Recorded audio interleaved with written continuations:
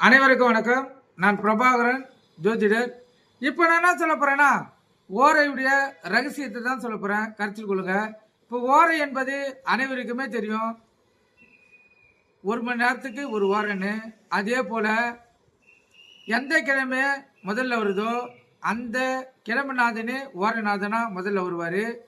முதல் ஓரை 6 to 7 அவர் வருவார்.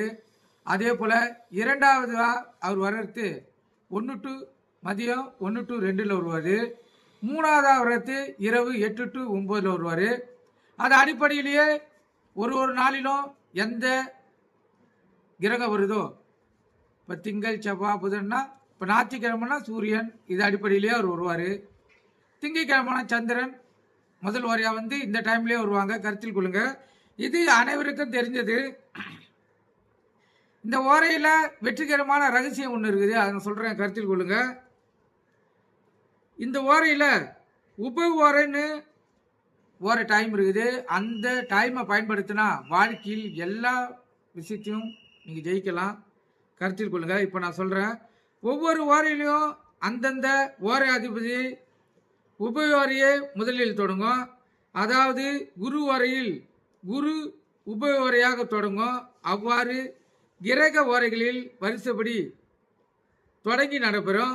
எடுத்துக்காட்டா ஞாயிற்றுக்கிழமை பார்த்தீங்கன்னா காலை 11 மணி முதல் 12 மணி வரை குரு ஓரையாகும். அதில் காலை 11 மணி 8 நிமிடம் 34 வினாடி வரை குரு ஓரையில் உபய ஓரை வரும். கருத்தில் கொள்ளுங்க. அது ஞாயிற்றுக்கிழமை சூரியனுடைய ஓரையாக இருந்தாலும் இந்த 8 நிமிடம் 34 நொடி நீங்கள் பயன்படுத்திங்கன்னா வாழ்க்கையில் சிறந்த வளர்ச்சி அடைய முடியும்.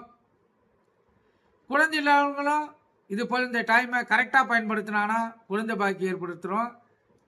கருத்தில் கொள்ளுங்க. அதன் பிறகு 11 மணி 8 நிமிடம் 34 நொடிக்கு பிறகு குரு வரையில் செவ்வாய் உபரி உரையாக வரும்.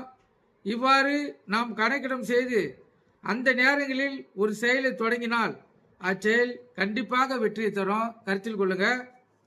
இப்போ இந்த 8 நிமிடம் 34 நொடின்னு 1 மணி நேரத்தை பிரிச்சுனே வந்தீங்கன்னா உங்களுக்கு எந்த காரியம் நடக்கணும்னு எந்த வரியை பயன்படுத்துவீங்களோ அந்த வரியில் வெற்றி பெறலாம். இப்போ கடன் அடைக்கணும்னா செவ்வாய் வரியில் பயன்படுத்தணும். அதாவது அரசாங்க வேலை கிடைக்கணும்னா சூரிய வரியை பயன்படுத்தணும். கருத்தில் கொள்ளுங்க. இப்போ நீங்கள் பயன்படுத்தினா வாழ்க்கையில் வெற்றி பெறலாம். நன்றி, வணக்கம்.